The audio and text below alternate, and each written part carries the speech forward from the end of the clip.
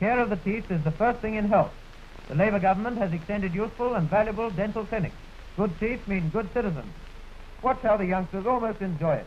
Can they take it? Oh, I'll say. Kia ora and welcome to the virtual launch of Tooth and Veil, Noel O'Hare's wonderful account of the life and times of the school dental nurse.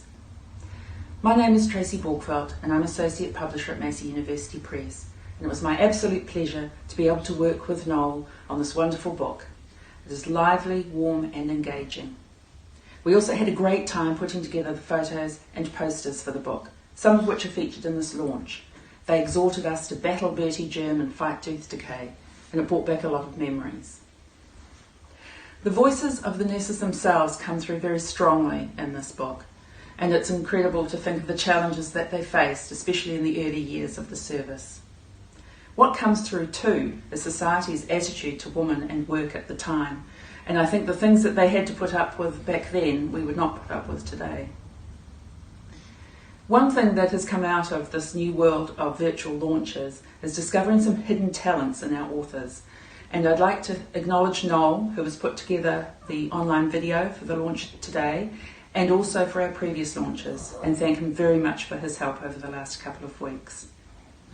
And thank you all again for joining us in this launch of Tooth and Veil. I'd now like to hand over to Noel. Thank you. Hello, I'm Noel O'Hare, author of Tooth and Veil.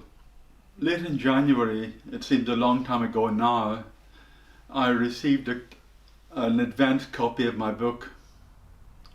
I thought it looked great, and I thought the publisher had done a great job. So I proudly put it on Facebook. And one of the comments was, "I wouldn't buy this book if it was the last book on earth." Somehow I don't think the publisher would have found that as funny as I did. Actually, the reaction to the book has been very positive. Former dental nurses are very pleased that their story has been told at last. I think it's fair to say that dental nurses have had a bad rap over the years. Their clinics were dubbed the murder house, and scary stories circulated in the schoolyard. It probably didn't help that they were forced to use obsolete equipment and not permitted to use anaesthetic for fillings. On the whole though, I think dental nurses did a very good job in the very difficult circumstances. I'd like to thank all those who shared their stories with me and all those who wrote to me. It's the personal stories that really bring the book alive. A special thanks to Pam Hornsey, Maggie Morgan and Annette King, who gave me a lot of their time and were a mine of information. I'd also like to thank Massey University Press, who I think have produced a very attractive book. But I have to say that the virtual champagne leaves a lot to be desired. Kia ora. Thank you, Noel, for writing the book about the life and times of the school dental nurse, Tooth and Veil. It is filled with many memories. And it's about a service that I think is one of the most wonderful social services to ever come out of New Zealand, a New Zealand first, the New Zealand School Dental Service, 100 years old next year. So many memories, but perhaps the one that I like best is because it's personal. It's in 1974, when so many of us marched on Parliament for a better pay deal for school dental nurses. We secured a huge pay increase that day. It was a victory for the service, for dental nurses, but also for women. Thank you, Noel, for putting the stories together. It's going to be treasured by so many of us. Kia ora Toto, I'm Janet Quigley, and I was a school dental nurse, dental therapist for over 30 years of my working life, and it's been a real honour for me to be asked to review Noel's book, Tooth and Veil. It brought back real memories for me, things that I'd really forgotten about. Some of them good, some of them not so good. And I think, I thank goodness that times have changed, especially for working women.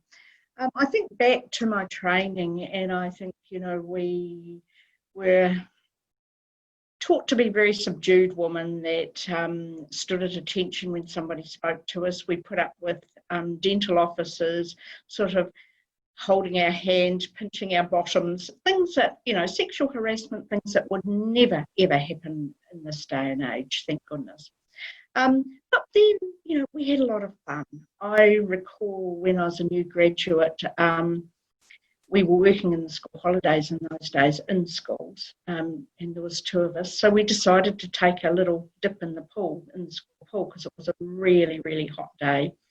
And then out the corner of our eye, we spotted our principal dental officer, our inspector, coming down the road. So quick, in those days, we wore white stiff starchy uniforms, veils, stockings, white shoes. We jumped out of the pool, threw on our dress over the top, plonked our veils on, put on our shoes and ran inside just as he walked in the door. And he turned and said, "It's a very warm day, nurse." And I said, "Yes, it is, Mr. Hunter." I said, "The perspiration's just pouring off the both of us." We were standing in a pool of water. So he had a sense of humour. He was one of the few, I think. And said, but, I was a fairly new graduate when the dental nurses actually marched on Parliament. And reading Noel's book just brought back why we actually did this. I think people have forgotten that we had to fight so hard for equity, fight for, the right to be recognised for the job that we did. And so this book just brought this all back to me. And now as I've moved on in my career, and I'm now PSA president, and it was a PSA union that led these strikes. So that was sort of my first version into the union movement. And so it's a real pleasure for me to launch Noel's book, Tooth and Veil. Thanks, Noel, so much for putting this book together, writing it. I'm sure it took up a lot of your time, and it's a read that I know people are going to enjoy. We were nice girls. That was the label we had. The daughters of farmers, accountants, businessmen, lawyers, conservative folk who hated street politics. So how did we wind up on the steps of Parliament that sunny autumn day in 1974? Looking back, there'd been a lack of respect, an undervaluing that had been there from the very beginning. The School Dental Service was founded in 1921 to avert a crisis in children's dental health. We were trained as children's dentists, but called nurses so as not to alarm the dental profession. They were worried we'd take business away from them. We became the foot soldiers of the dental profession, subject to military-style discipline. Rise and stand to attention when spoken to. Feet apart, hands clasped behind the back. That was the rule even in the 1960s. You could be transferred from one end of the country to the other on a week's notice. Nobody complained back then. You knew your place. But it was thanks to our hard work that the School Dental Service proved a success. It became a model for similar services in 15 countries. Health experts and dentists came all over to see us work in the Wellington Clinic. But it was always the men they talked to. If we'd been asked what stories we could have told them. The struggles of those pioneer nurses in the back blocks. The Great Depression, when it was touch and go whether the School Dental Service would survive at all. World War II, pitching in with the war effort after the day's work at the clinic was done. Then the baby boom years.